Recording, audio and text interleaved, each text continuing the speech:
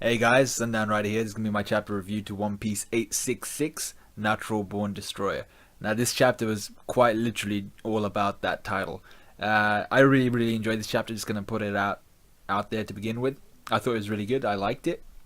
Um, Shit went down this chapter, man. All we know is that Big Mom is as crazy as she's always been. Yeah, but she was as crazy as she has always been. Like she's just constantly. Oh my god, she's actually crazy. So we start off. What did we learn? What did we see? We saw in this chapter the first. Let's actually talk about the cover page first. Cavendish. It's still kind of carrying on with him. We see that he's prince of the bourgeois kingdom, and that all the women there haven't married yet because one of them, like, they're all hoping that maybe he might choose them. That's pretty funny. I didn't ever know that he was a prince. I think it might have been mentioned somewhere before. He might have even mentioned the kingdom, but I just didn't remember. So that was a nice throwback. But yeah, so let's talk about what we found out, what we learnt. First though, in the first panel we saw this shadow in the back, right behind one of the mountain ranges in Elbaf, and it kind of looked. It was reminiscent of the Gates of Justice when we saw the Gates of Justice in behind the fog in, was it in Ennie's lobby? It looked reminiscent of that, but it could just as easily have been something else, like the Tree of Adam, which a lot of people were speculating from last week's chapter, the last panel in last week's chapter. So it could have just as easily have been the Tree of Adam, but it did kind of give me that kind of idea, and it did throw back a bit to the Gates of Justice. Yeah, so let's talk about what we actually learned. Big Mom, first off, was abandoned on Elbaf by her parents, who are two regular human beings. There's not like her dad wasn't a giant or her mom wasn't a giant. They were both regular human beings. It turns out she was literally just a freak of nature, and yeah, she was abandoned on Elbaf because of her episodes of craziness and because of her general size and strength. She would be killing people. I mean, if you haven't read this chapter, you probably want to read it before going on because there's gonna be spoilers. It's a review, but yeah. So Big Mom, we've seen in this chapter, her strength is absolutely shocking.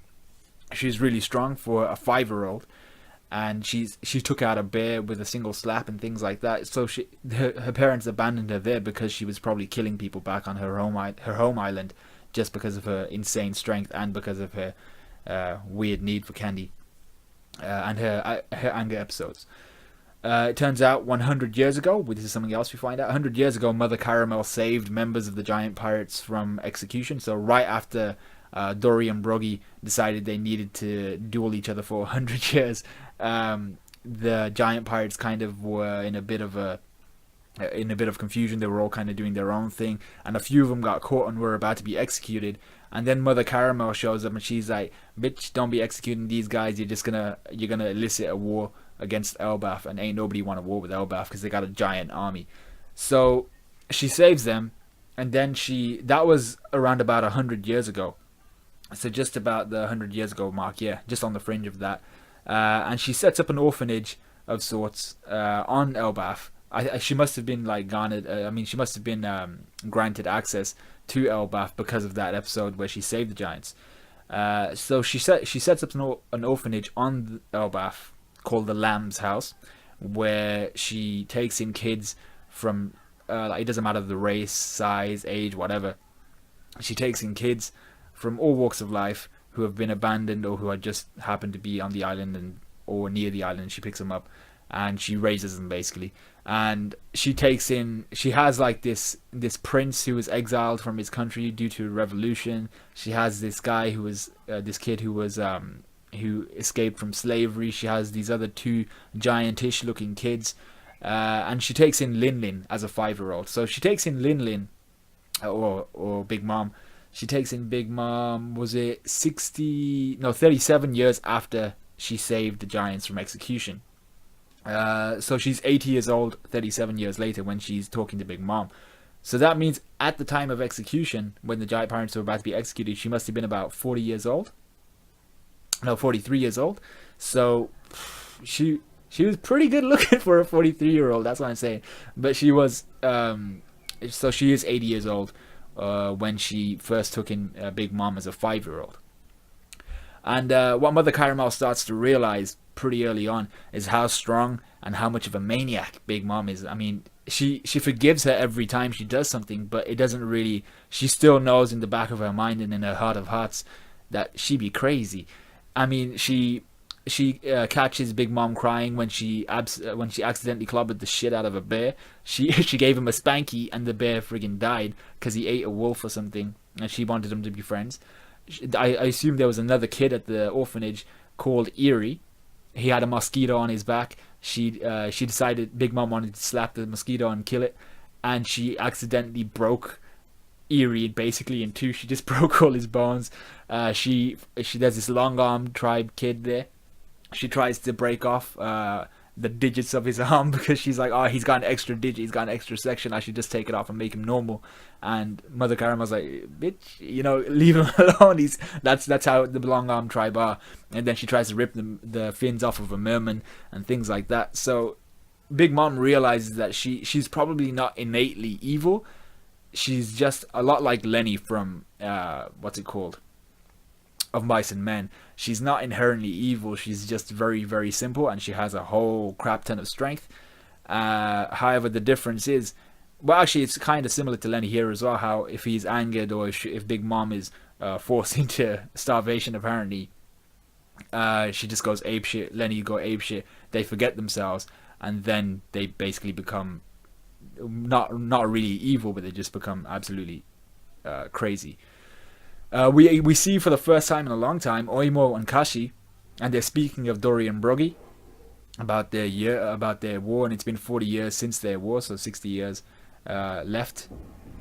And they then ask Lin if she's ready for the winter solstice fasting, which is actually coincidental because Muslims all around the world will start fasting in the next couple days for Ramadan.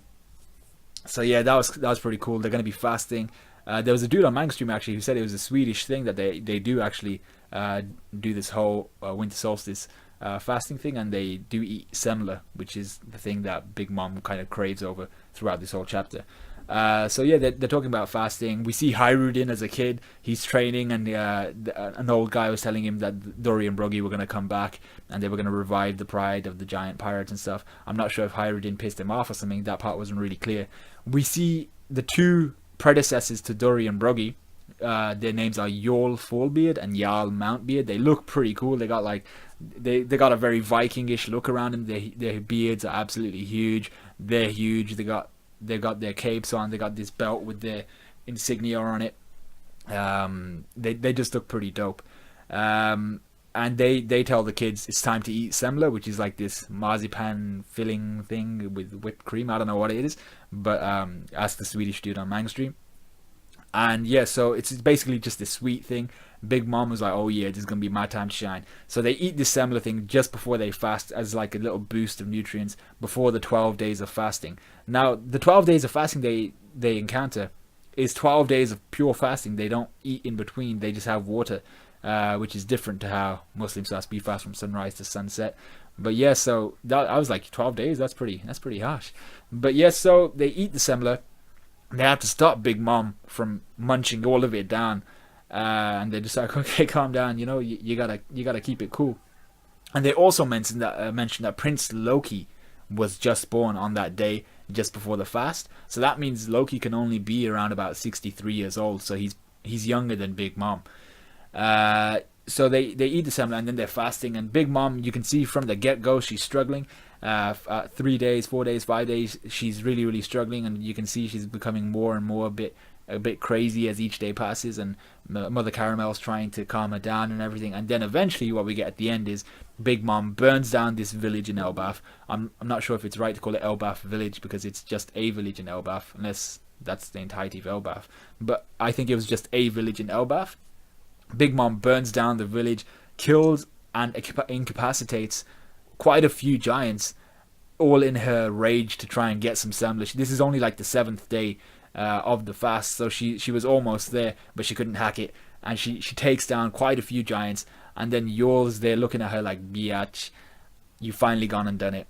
I ain't gonna forgive you. He looks towards Mother Caramel, and he's like, I apologize, Caramel. I gotta take her out because she ain't human. She ain't a giant. She's a demon.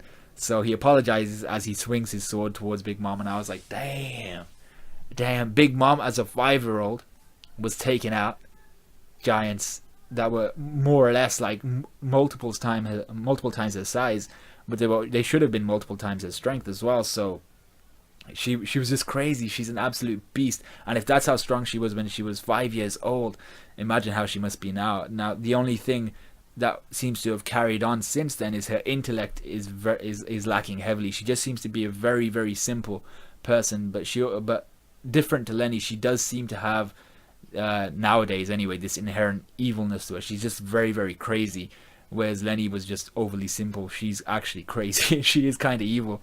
So yeah, I thought that was pretty cool. I liked the chapter. I'm gonna give it a probably an 7.5.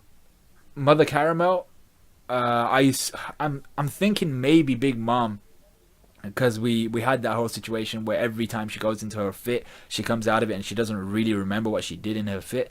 So I'm guessing she might kill Big Mom, might kill Mother Caramel by accident, and then her whole episode of where's Mother Caramel gone, she doesn't really remember what she did to Mother Caramel, so she still thinks she's alive, but Mother Caramel might actually be dead because of Big Mom.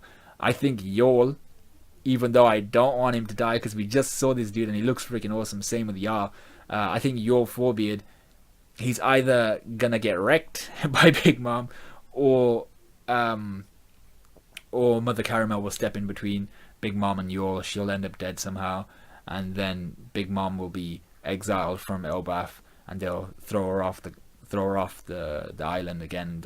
They'll probably throw her onto another island. But yeah, I thought the chapter was dope. Let me know what you guys thought. Any theories you got, let me hear them. I always like to hear theories.